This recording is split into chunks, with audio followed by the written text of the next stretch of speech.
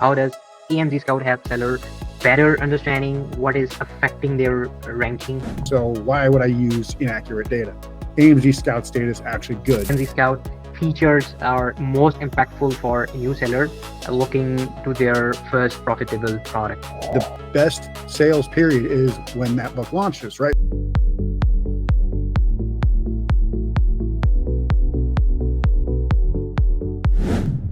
Okay, welcome back to another Powered Tech episode of Spectrum BPO eCommerce Simplified. I am your host Umar, and today we are diving deep into the world of Amazon success, not just from inside but straight into action. And joining me today is someone who truly walks the talk, is Isaac. And Isaac has been selling private label products through Amazon FBA since 2013, and he's mentored thousands of sellers since then. So with over 12 million on sales across 7 brands, he's not just an expert, he is an e-com expert also, and he's also a brain behind not one but 3 7-figure training programs, and currently serve as the brand evangelist at AMZScout, so where he's helping shape how sellers find, validate, and scale winning products on Amazon. Welcome, Isaac. Yeah, thank you, Umar, for having me. It's great to be here and show some people, how they can use some of these tools and how they can use this to help scale their Amazon businesses if they're struggling or even just looking to get started, really. So yeah, thank you for joining. And today's episode theme is from insight to action, winning on Amazon with AMZScout. And trust me, this one is loaded with real strategies and behind the scenes goal. So let's start from the first question. Isaac, can you please tell us about your journey in e-commerce and how you become the brand evangelist at AMZScout along with seller? Yeah, so I've been selling, like you had mentioned, since 2013 on Amazon, private label FBA.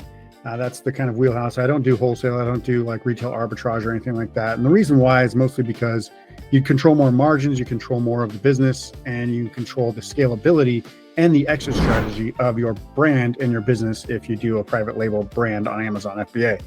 So I basically been doing that, created, like you said, 3 7-figure training programs over these years.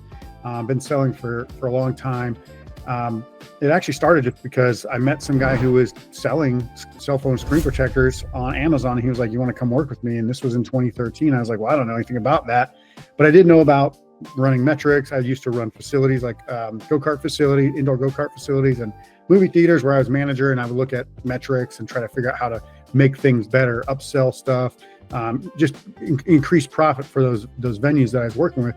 And so I basically took that strategy that he didn't have. He didn't have the insights and data stuff that I was bringing to the table, and put that into action with his account. And yeah, I mean, that was a very, very successful brand. We had to, the day before I started working with him, his account got shut down. He was doing like 300,000 plus a month in sales. So it got shut down. We had to do a whole bunch of crazy stuff like remove 90,000 units, repackage them, send them back into a new account. But by Christmas that year, we were back up to $500,000 in sales. So we got turned around pretty quickly. I was basically leading that brand and led a bunch of other brands since then, have my own brands. And it's just, it's been a journey. And then obviously I met with, there's been so many software tools over the years, and I've used a few. I try to limit as many as possible because a lot of them are kind of redundant, or a lot of them don't have everything I need. But then AMZScout reached out to me, I don't know, about about a year and a half ago. And at the time, I wasn't really doing much with affiliate partners or partnering with anybody. I wasn't, doing any podcasts or anything like that. So I kind of passed on the opportunity, but I had used their tool, looked at it. And then about 6 months ago, they came back and said, we're looking to, see if you have any more insights. So I kind of used the tool a bit more. I started to like it a lot better. There's similarities with that and other tools, but in my opinion, you can definitely use AMZScout, especially for product research, keyword tracker. We'll go over quite a few of them today, but I was very impressed with what they built. I am also impressed with looking to achieve and innovate as well. Something else we'll talk about a little bit later, but it just became one of those fits that it was like, well, you're interested in what I'm doing, I'm interested in what you're doing, let's work together. and it's been pretty good so far. So yeah.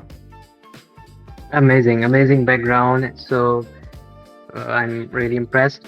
So can you please let us know what is the core mission behind AMZScout and how does it stand out among other tools like Helium 10 or Jungle Scout? Yeah, I mean, that's kind of one of the big things is AMZScout's kind of whatever you would call it, like the differentiation factors. They're really trying to focus on people who are looking to get into private label and sell on Amazon, like people who are just getting started. There are some high level like stats on like Helium 10 and Jungle Scout that really most people won't even use in their business, even when they are experienced. AMZScout tries to simplify a lot of that stuff and kind of remove the frills and stuff that you won't need. So it's kind of more of a streamlined, software, and what it has is just things that people will use pretty much right away.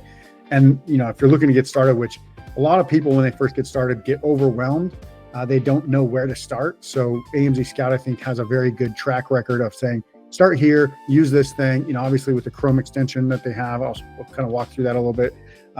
That is a very good place to start if you're looking for brand new products. They've got a product database. You can track your competitors. You can do all sorts of stuff. You can track your own products.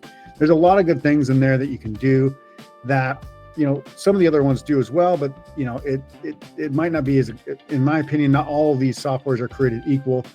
This one has very, very good data, which I'm not going to name names. I'll just say I don't use certain softwares because I don't believe that the data is actually accurate when I line it up with mine and other clients that I have. When I look at their data and then I look at the software, I go, well, this isn't really that close. So why would I use inaccurate data? AMZScout's data is actually good. So that's a fresh start right there. If you're looking for something, it's never going to be 100% because it's not like every hour of the day, the estimations change. Every day of the month and every day of the year, those things kind of change. What happens in December is not the typical, sales pattern for the rest of the year. And we can talk about sales and peak seasons and stuff like that. But you just kind of have to understand that like what you're seeing is much more accurate than most of the softwares out there. And that's what I really like. So when you're getting started, you can start to understand, what's the niche look like? How competitive is it? How much can you afford to launch in that? How much do you need to, put towards your first order and all that kind of information. So there's a lot of good stuff, especially for people just getting started with AMZScout. Right. Got it. Okay, so now let's talk about the infamous Amazon algorithm A10. So A10 in Amazon A10 algorithm is a black box to many. How does AMZScout help seller better understanding what is affecting their ranking? Yeah, so there are some things in there within the software that can help you analyze the niches, understand if somebody's at the top of a keyword ranking, why is that? So first things first is Amazon's an e-commerce store. It's a gigantic e-commerce store, right? Selling millions, potentially hundreds of millions, if not a billion products on there. So their whole thing, if you think about what's going to rank, is what's going to make them money. That's the number one thing that's on Amazon's mind, is what products are going to make us the most money. They convert the best, they require the least amount of returns, they have the best rankings, the best star rating and rankings. And basically we just trust these products. So there are a lot of things that kind of go into the algorithm, but I will tell you, if you just think about it like a person who knows business, it's not a mystery. It really is. How much money can Amazon make off the products? So if they're gonna make the most off these products, they're gonna put them at the top of those keyword rankings, right? So if you just think about that, like maybe the price is higher and the margins are better, Amazon's gonna get more sales, more revenue out of that. So they're gonna put that at the top. Or maybe the conversion rate is double for a product versus the other one. So they're going to put that one above because they know that not many people are going to need to go anywhere else because that one just converts so well. So you might see some low price products at the top of the ranking. You might see, a $13.99 or $20.99 or $49.99, but it's because they have something that Amazon wants them to be placed there. They make more money, right?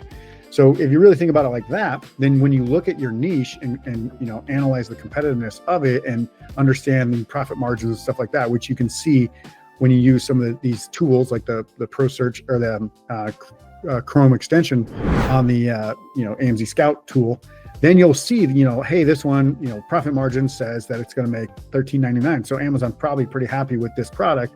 Not that Amazon's making the profit margin it's showing, but what I'm saying is because it's selling for a high enough price, it's converting well enough, it's already got top ranking, it's got good star rating. You start to see a lot of these pieces of information that get fed into the algorithm, and you can make some pretty good judgments as to why Amazon's placing these products ahead of, products that only have 10 reviews and just launched. Sometimes Amazon does put new products in there because it does convert well and because it has good star ratings, but not every time. And the reason why Amazon does that, if you actually remember what Amazon used to be when it first started, it was a bookstore, right? An online bookstore. And how do book launches work? It's literally the best sales period is when that book launches, right? So just like a movie, in the first month, that's going to be their best sales period. So Amazon still does like new idea, the concept of new products launching, and they'll give you a certain time to kind of prove that you belong on page one potentially, but you do have to get the reviews. You got to get some sales, you got to get that traction. And if after let's say 3 to 6 months you're not getting that, they're not going to trust you to keep getting that. So everyone talks about this Amazon honeymoon period where you get a certain amount of time. Well, don't worry about when it starts and when it ends. Just get the sales and get the reviews. That's your job. As soon as that product's ready, it has inventory and FBA, start getting sales and get reviews. So that's really what the ranking in the algorithm is on a kind of general conceptual basis. Don't worry about, hey, do I need to spend more on ads here? Not necessarily. Sometimes you do because you need to get that visibility, which creates the sales and reviews. But don't worry about the nitpicky little details. Hey, do I have to add the plural of this in my backend? Well, maybe, but what you really need to focus on is getting sales on those keywords and getting reviews for that product. So yeah. Great. And staying on the topic of visibility, I would like to ask, how do you see the relationship between PPC and organic visibility evolving, especially with the recent algorithm shifts? Yeah, as again, Amazon wants to make money, right? So they're not going to just keep giving people free ranking if they're not going to do some sort of advertising. So I've seen, and I've tested this several times, where people will turn off advertising for certain keywords, turn off their advertising in general, and suddenly their ranking goes from page 1 to page 3. This isn't a coincidence. This is Amazon telling you, well, if you're not going to play the game, we're not going to let you win. So that's their kind of version of, saying it. It's saying it without saying it. They're not going to say that you will get delisted or unranked for not paying for PPC, but you have to pay something. So find out what your TACoS is, and TACoS is, your total advertising cost to spend. So that's how much ad spend you have per week or per month versus how many total sales, like total revenue, not your ad revenue, but your total overall sales is. I try to keep that somewhere between 10 to 20%, depending on the product. Some have, higher margins, some have lower margins. Usually between 10 and 20%, you're profitable and you're not giving up your spots for ranking. So if you can get your TACoS, so say you spend $1,000 in ad spend, well, you need to have probably close to, $10,000 in sales. That's a 10% TACoS. You could spend 2,000 and that would kind of be on the edge of where you'd be profitable probably.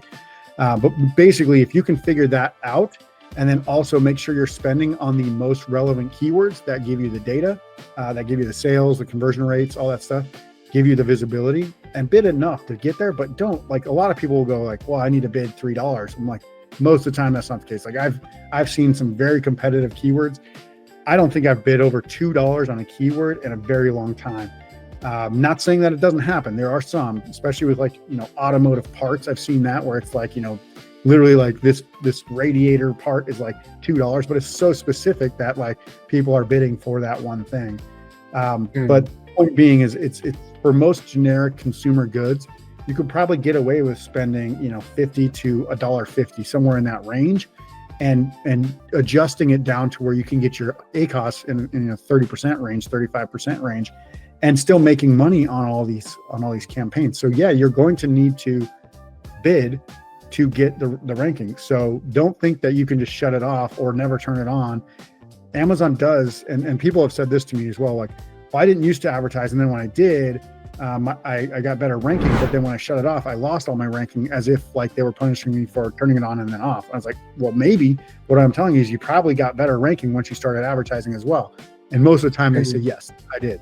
So it's a matter of you understanding, how much you're spending and is it still profitable? I don't tell anybody to run unprofitable ads. That's unless you're in launch phase, don't run unprofitable ads. Analyze your tacos, know how much you're spending per, unit or per dollar of total revenue, right?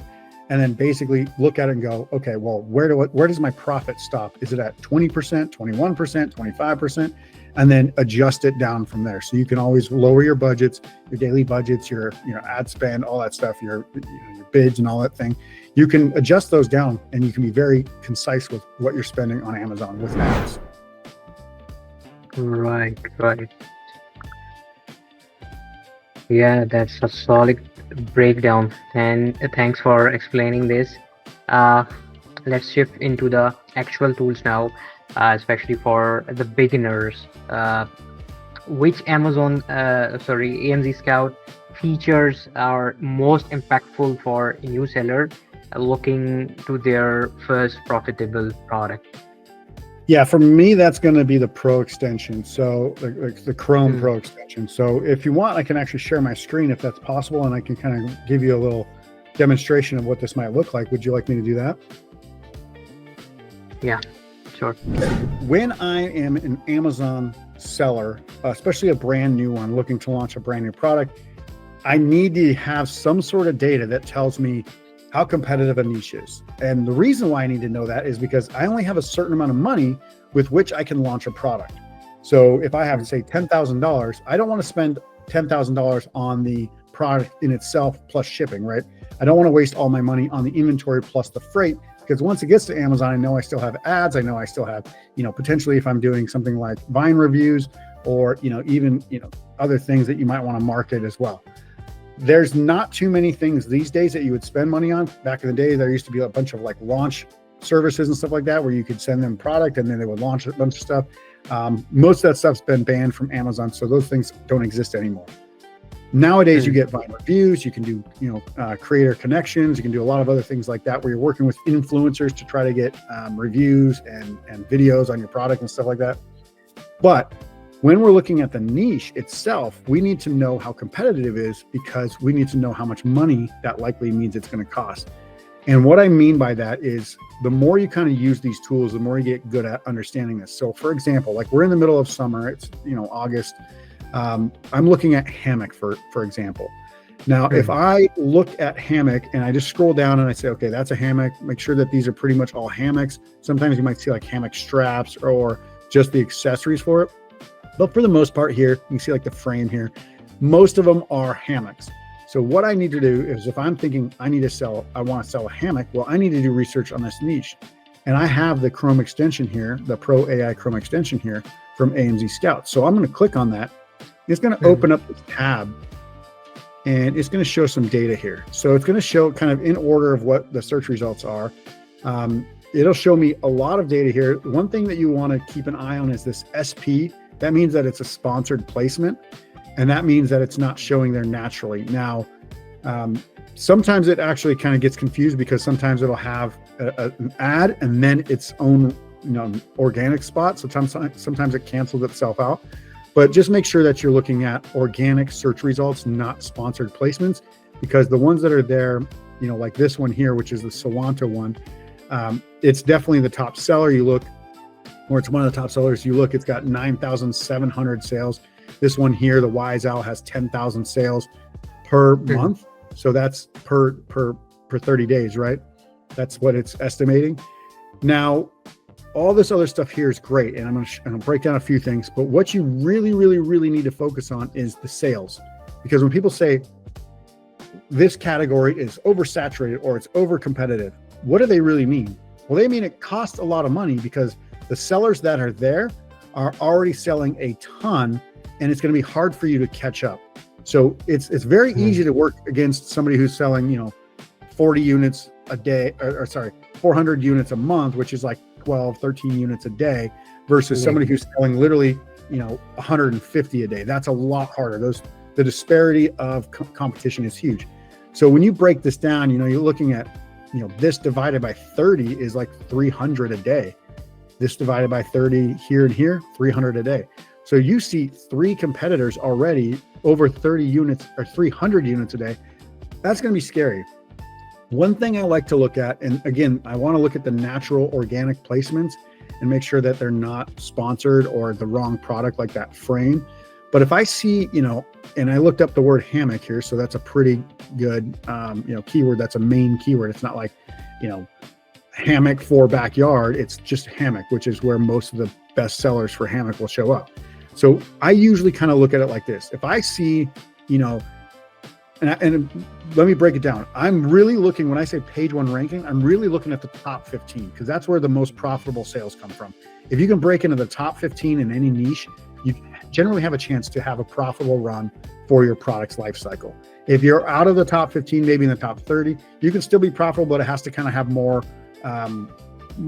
sales volume, but still be kind of easy and as far as competitive wise. If you're out of the top 30, you might not be very profitable on this product long term. So just kind of given those parameters up front. But basically, if I look at this and I go, well, out of the top 15, 7 of them have more than 1,000 sales. That's going to be pretty competitive. If like all 15 of them are, then that's probably going to mean that I can't compete, because that's a lot of money I'm going to have to dump in there to try to compete with the top 15. So if they've got 1,000 sales or more a month and it's like all 15, I don't immediately ignore that product, but what I'll do is I'll put it into a spreadsheet. I'll put the numbers up. I'll make sure the profit looks okay, but then I'll kind of make a note and say, this is quite profitable. Now I actually have I do my own coaching for the original Amazon coach, and I have my own spreadsheet that I call the Product Analyzer Bible. I put all that in there, and then the actual tool itself says, is this in your budget? So if you put a $10,000 budget, it'll tell you how much you need to spend, because I've broken it down like costs for marketing, a bunch of other stuff, reorder costs, and it'll tell you, can you afford that product? And it'll say, if in this case, if you had $10,000, there's no way you could afford this product, especially not during peak season. Now, if you looked at this again in maybe January, the numbers would probably be significantly lower because it's out of peak season, which would give you that false sense of hope that you can make this product work. Because, the top seller might be selling 30 units a day instead of 300 because it's not in peak. So you have to understand that certain products also have seasons, right? Like I used to sell an ice scraper. Do you think that sells very well in August or July? No, it gets like 1 or 2 sales. Some of them do, like some of them get okay sales, but the top seller in July might be getting 30 a day, whereas the top seller in December is getting 1,000 a day. That's the difference, because that they're in, ice scrapers are going to be used when it's cold. Hammocks are going to be used when it's hot. So if you just kind of use common sense on some of these things, most of the time you'll understand that this is a peak season or an off season. And then almost all products, I should say, pretty much do better in, between middle of November to Christmas Day, because that's holiday seasons. That's when everybody's shopping for gifts. So there are a ton more shoppers during that time. So most things get a lift in that time. Not everything, but most things get a lift in that time. So you have to understand that those like 6-7 weeks there are literally the best 7 weeks of the year for most sellers. So aside from those time periods and those peak products like that, if you're doing, organic, let's just say this isn't a summer seasonal product and this is how it looks already before it comes to Christmas time, and that it's going to be higher in Christmas time, I would just turn my back on this product and be like, it's already so competitive. I know that in Christmas, it's going to be even more competitive. I don't see a chance for me as a person who's thinking like a $10,000 budget would fit here. But again, you got to do the work, and then you can find a bunch of other products that, maybe there's, I'm not saying hammock, but maybe there's an accessory for hammock, like hammock straps, or I don't know, depending on what you want to look into. Maybe there's a product there that only has 2 or 3 brands that have 1,000 units per month. And then you're like, okay, well, this is much less competitive. The product kind of is profitable. It looks pretty good. So you're going through and just looking at the sales and just looking at the top 15. What I usually do is I actually download it as a CSV file and then analyze that from the top 15 and remove anything that was sponsored, so that way they don't throw off the numbers. I want to truly know who the top 15 are. And then as I look at the top 15, I want to say, can I compete? Can I make it there with the limited budget I have? And then based on my spreadsheet, if it says you need $140,000 to launch this product and I only have $10,000, I'm going to say pass on this one for now and move to the next product. Does that make sense for you, Umar? Yeah. Yeah. It's a gold. Yeah. And for my listeners, who are just listening, just rewind it, and it's a huge. Yeah. Yeah, exactly. If you can go back, listen to it again, and then understand that part of it, it's literally how I've done research since 2014, probably since the first tools started estimating sales data on Amazon. Great, great. Okay, the next question is, can you walk us through how the product database and product tracker help identify winning products before they trend? Yeah, so those are two product things inside of the, they're two pieces of software inside of the AMZScout kind of dashboard when you sign up. If you don't have one, obviously, you can join AMZScout. But under the product research, they have the Pro AI extension, which I just showed you, the Pro database, the Pro tracker. So in the Pro database, that's this one here. So you can, look up, for example, hammock, and just hit find products. And then it'll spit out a bunch of things. You can filter this in so many different ways, but basically it'll have different categories. Where do you want to, show up? You can put the keywords, you can remove the keywords, you can put the price points. You can do a lot of other things there. So like if I don't want to sell a hammock, or let's say I want to go into baby products, for example, I'll show you here just in a second. I probably, clear all. And then you got it. Sorry. Where'd it go? There it is. So I'll go into baby products here in a second, but as you can see here, it does show that exact same data that I just pulled up pretty much with the AMZScout Pro AI Chrome extension, but it just shows it here. So it's a little bit cleaner.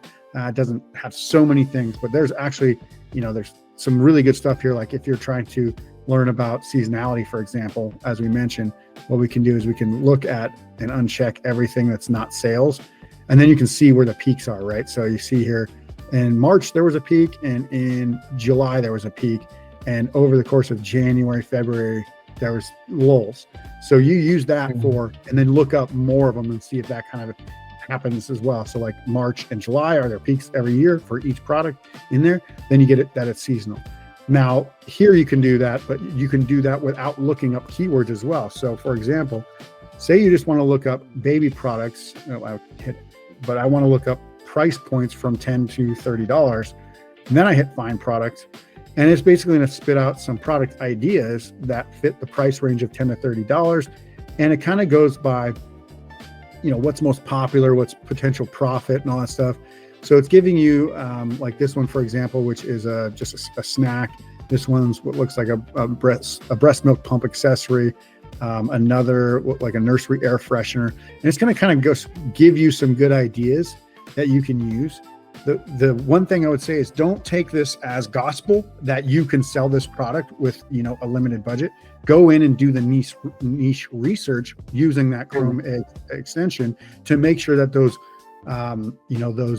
those niches aren't super competitive. So if I look at like toddler snacks, for example, I don't know what the main keyword of this top product would be.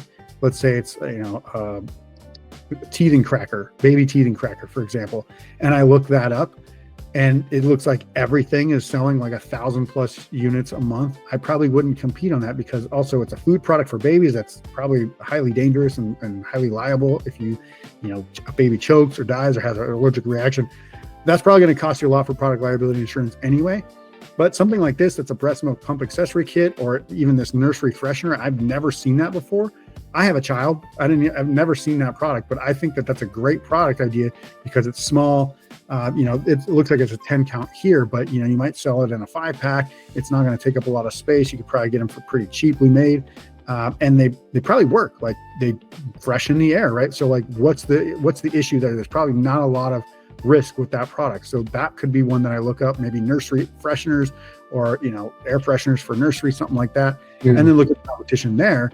And that can then also give you a better idea of if you can afford that. Are there a lot of sellers with 1,000+ units a month? Are there only a couple? Using those kind of criteria to kind of bounce those ideas back and forth. Again, putting them into a spreadsheet to kind of make sure that they're profitable, get all that stuff worked out as well.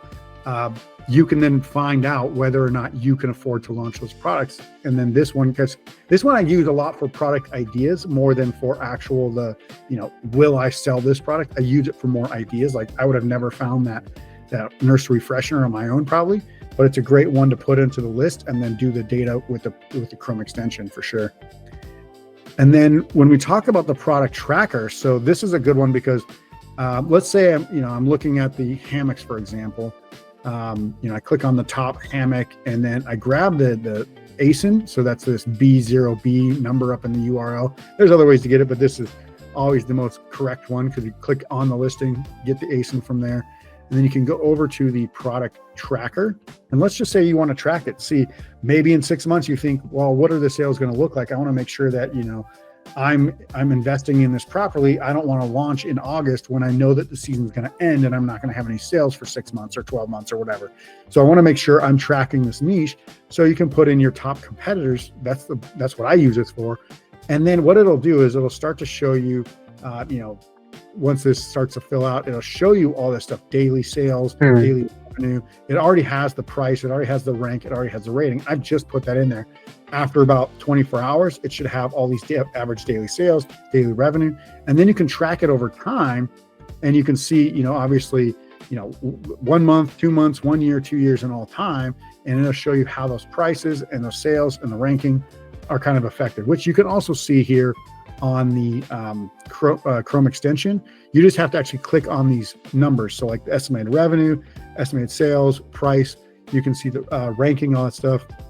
Ranking's already on here, but if you click estimated sales, for example, you can see here it's got revenue, reviews, price, rank, and sales. You just click and unclick whatever you want. So you can see where this product's ranked in BSR. So it says 11,444. Then it's down in the, less than 1,000. And you can do it over 2 years, 1 year, 6 months, 2 months, whatever you want, maximum available period. It shows you all that. So you can actually analyze these competitors and say, well, how long have they been around? How have they been doing? Are their sales getting better, worse? And you can track this over 5 or 6 different products and see how you might be able to fit in there. So like, are these sales trending towards cheaper products? Are these sales trending towards better products, more quality products, this brand versus this brand? And then see how the one brand that's winning in more recent months, what they're doing. So then you can kind of not exactly mimic them, but try to take some of their concepts and make them work for you. And then try to put your own, differentiation factor in there as well to get your sales and your visibility as well. Okay. That actually answered what I was about to ask. Love you how aligned you were. So, okay, skip this part. And if I ask about the reverse ASIN tool are popular across platforms, so tell us about AMZScout reverse ASIN tool. Yeah, how accurate it is.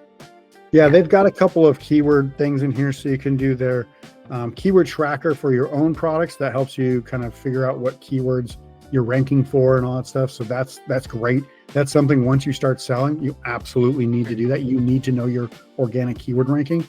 But then the reverse ASIN lookup is really good for new sellers. If you have no idea how to figure out what keywords your competitors are ranking for, now they're not going to necessarily rank number 1 or number 2 on all these keywords, but let's just say I put in that hammock ASIN right here, and then I hit find keywords. And then it's going to say, this one, for example, and you can do this by estimated monthly search volume, which I would highly recommend filtering by. You want to go from the highest to lowest, or you can do keyword effectiveness or keyword trend, depending on what you want. The first thing I would look at is estimated search volume per month, because that usually gives you the closest to main keywords. Now, we know that this is not a camping chair or camping chairs or camp chairs or camp chair. However, they probably are getting some ranking on there and they're getting some sales from it. Now, if we look at hammock swing, that's probably a very relevant one, or hammock camping, that's also probably a relevant one. So we know that some of these other ones are a lot more relevant, like those are what the product is. You can see it even says keyword effectiveness 7 and 7 here. And if I looked up just hammock, I don't see it on here. Oh, you know why? Because I can put 1 to 5. So number of keywords in a number of words in a keyword like camping, hammock, you can see hammock, and then its keyword effectiveness is 6, meaning it's quite relevant, and it's at the top of that one. This is the #1 hammock organic ranked product on Amazon. Ranking challenge, hard, very, very hard because of the sales, all the stuff that we've already talked about, right? So this will tell you a lot of the keywords that are showing up though: camping, hammock, camping chairs, and you can put these in your ads. You can put them in your listing. Camping essentials, tree swing. I wouldn't say that it's necessarily a swing, like a tree swing, but it is something that swings from trees. So you can say, this hammock you can attach to trees and it swings, and then have those words in your listing as you write it out, and you'll become relevant for some of these keywords organically without having to pay for a lot of them.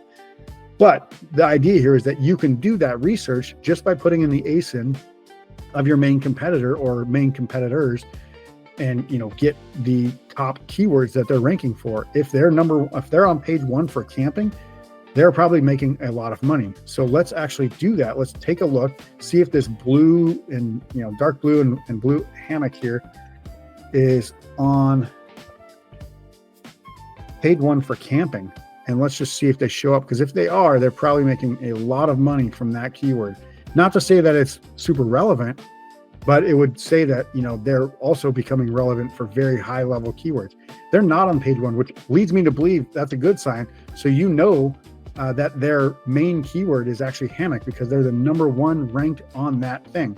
So you can also do a process of elimination by checking to see, are they on page 1 of camping? If no, that's great. That means that hammock is their main keyword. So you can kind of process out what are and aren't the main keywords just by, doing a sense check. If they were #1 for camping, they might be getting a lot of their sales from camping. They're not even on page 1, so they're probably not getting as many or very many sales from camping. They're getting a lot more sales from hammock because they're on page 1 in first position, if that makes sense. Great. That kind of clarity is exactly what seller needs. Yeah. Also means. Yeah, it's very hard for most people to figure out what their main keyword is, because they don't understand that the more keywords you put in, or more words that you put into it, probably the less likely it is the main keyword. If it's like hammock, swing, chair for camping, that is not going to be your main keyword. It's probably going to be whatever it's most likely called. When I look for a hammock on Amazon, I don't think about what other keywords I just type in hammock because that's what I'm looking for. That's a very specific product. When I look for an ice scraper is what I type in, right? So like there's certain products that don't have very much confusion around the main product or keyword for the product, but sometimes it is a little confusing. So you can use that reverse ASIN, figure it out, and then you can double check it by looking at page 1 to see, on camping or camping chairs, is this on page 1? If not, it's probably not that relevant. It's probably not getting a lot of sales from those keywords. If it's #1 on a page, especially on something like hammock where it's got 450,000 monthly search volume, it's probably getting a vast majority of its sales from keywords like that. Great. I hope listeners are taking notes. Yeah. And for a seller looking to expand beyond the US, does AMZScout offer features for international seller or cross-border expansion tracking like Amazon Europe or UAE? Yeah, so as far as I know, it does several other markets. I know it does India, I know it does UAE, Saudi Arabia, I believe as well. Some of these other ones that a lot of other tools just don't reach and don't work with. So it does. I know it works for North America. I know it works for Europe as well. I don't have accounts in all those places, but if you are trying to connect, obviously you can change the marketplace right up here in the top corner, and you can choose all those other ones. So UAE, Saudi Arabia, Brazil, Australia, Japan, any of those marketplaces, it will work for. So you can actually get data from any of those marketplaces, and likely a lot of those marketplaces might not have the sales volume like Australia or UAE perhaps that the US or Canada or Germany or UK might have. But if you become like a #1 or #2 seller on it, you might get 20 units a day just because you're the one that everybody trusts. So some of those are worth kind of breaking into if you can. Other times it's like not worth even being #1 on there, because you might, like Italy for example, might only get 3 units a day for a specific product, and it's like, who cares about 3 units a day for all that extra administrative work and all those fees and stuff that you have to pay for. But regardless of that, you can definitely do the research here before you ever jump in to make those decisions. Great. I noticed that you have covered many of my questions already in your explanation. So yeah, I like to make sure it's thoroughly explained in one time. Yeah. So. Okay, let's touch on mindset and strategy. Okay. What are some common mistakes a mature seller make even after using powerful tools like AMZScout?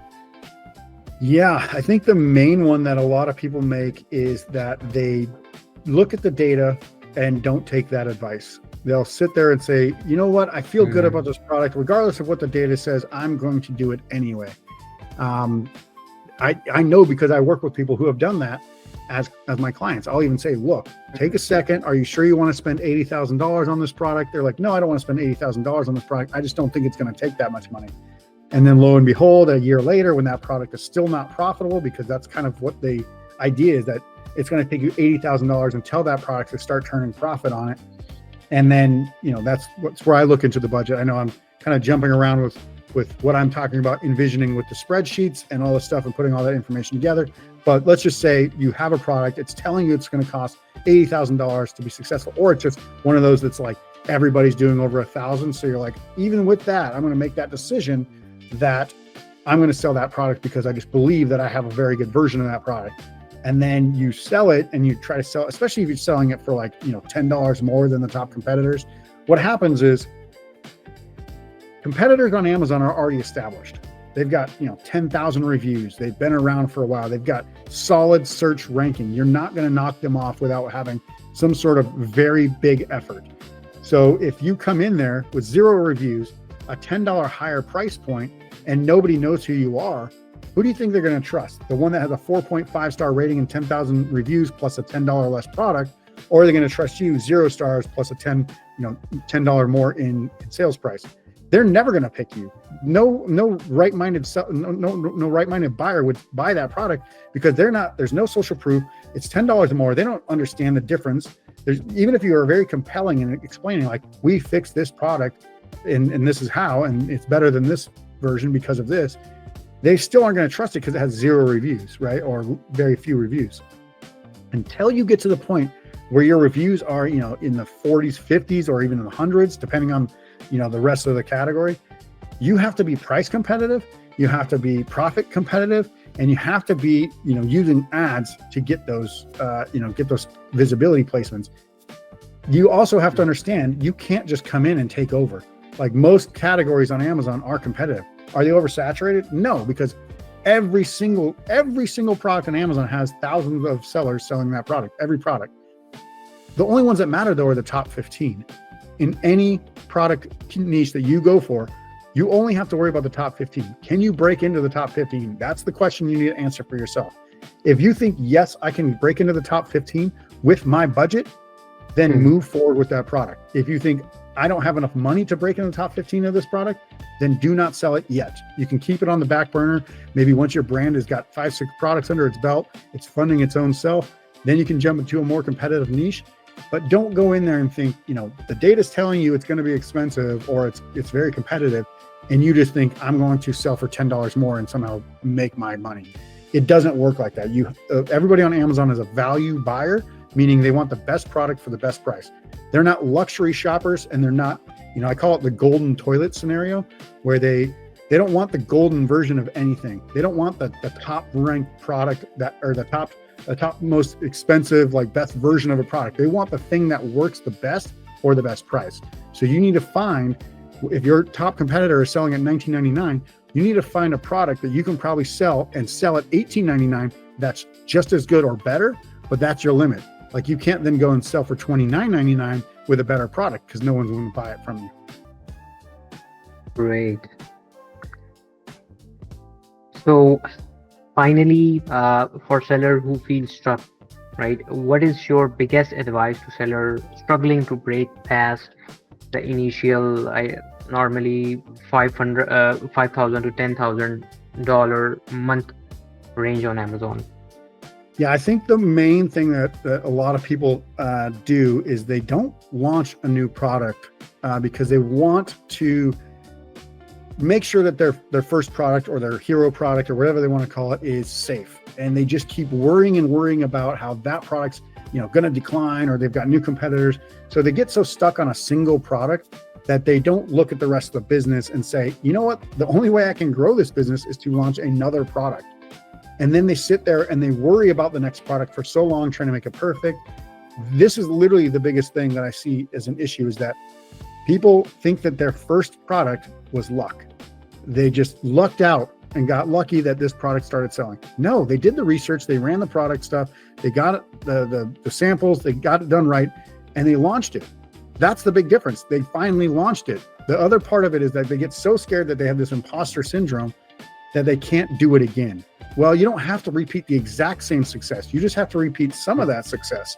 So maybe your first product's doing $4,000, $5,000, $6,000 a month in revenue or whatever. You just need to add one or two more products to get you over that hump. But do it the same way, and don't be afraid to actually press the button on go, because that's where a lot of people are like, well, I got really lucky with the first one. I don't think this one's going to do as well. You'll never know until you try. Press the button. Let's go. Like, just tell the supplier you're going to order it, get it shipped. Once it's done, obviously do all the research, make sure that you can afford it or whatever, and then get the samples, make sure they're good, change anything that needs to be changed, get the pricing right, get the strategy right, and then launch. Do the exact same thing. The systems and strategies aren't the thing that are causing luck. What's causing luck is sometimes you might get there faster because you got a better ranking or better ratings than you thought you might get. But really, the systems and strategies are always the same. Get sales, get reviews, you get ranked. That's how it goes. If you can get ranked, you get more profitable sales ongoing. So that's what you're using with the Pro AI extension. That's what you're using with, the product database, the product tracker, keyword reverse ASIN, all that stuff. Use this information to give you a much clearer version and vision of what the niche looks like. And then don't be afraid to launch that second product or third product. A lot of times, people will be like, well, I've got 5 products and I'm still not making $10,000 a month. Well, are any of them profitable? If they are profitable, keep them. Any of the other ones that aren't profitable, get rid of them, stop ordering them, because they're just taking up space, they're costing you money.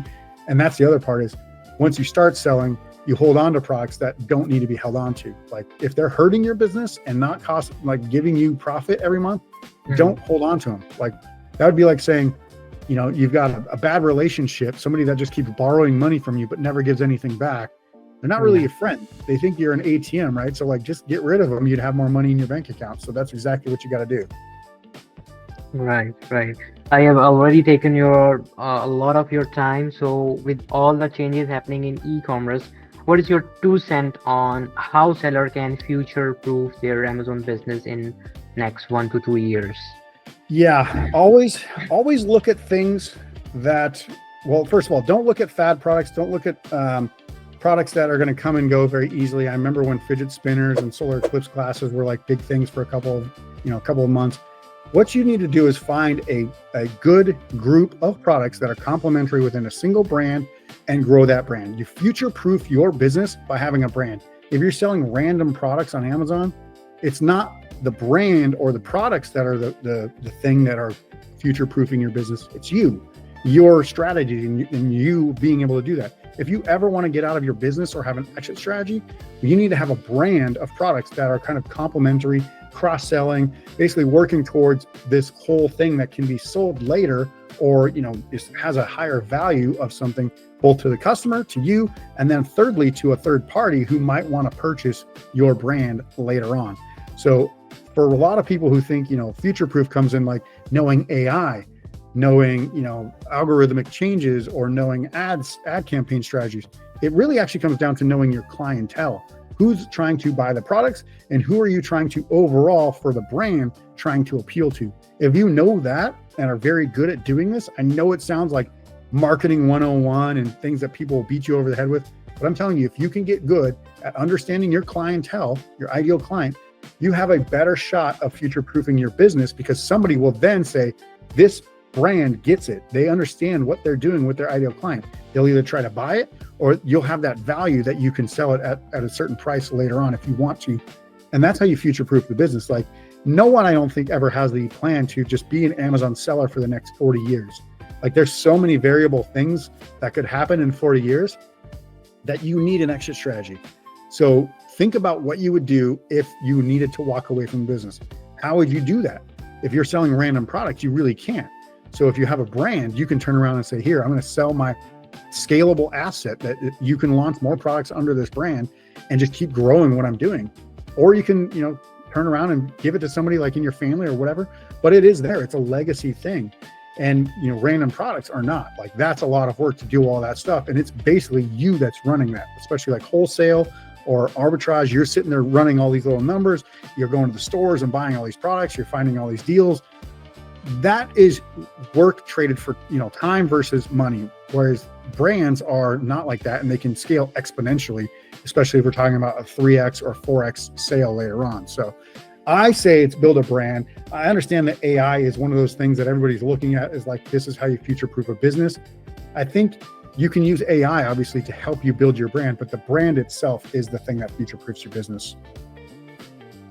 Wow. What a session, Isaac. Thank you for sharing such a powerful insight and showing us how AMZScout and your advices can really help seller move from guesswork to growth. So anyone listening, if you are serious about finding winning products and scaling your Amazon business, definitely check out AMZScout. Link is in the description. And Isaac, before we wrap up, for those who would love to learn more or connect with you directly, what is the best way to reach you? Yeah, you can go to my website. It's originalamazoncoach.com. So Original Amazon Coach, or you can find me on YouTube as Original Amazon Coach, or Instagram, Facebook, anything like that. You can send an email straight to support@originalamazoncoach.com. We'll get that as well.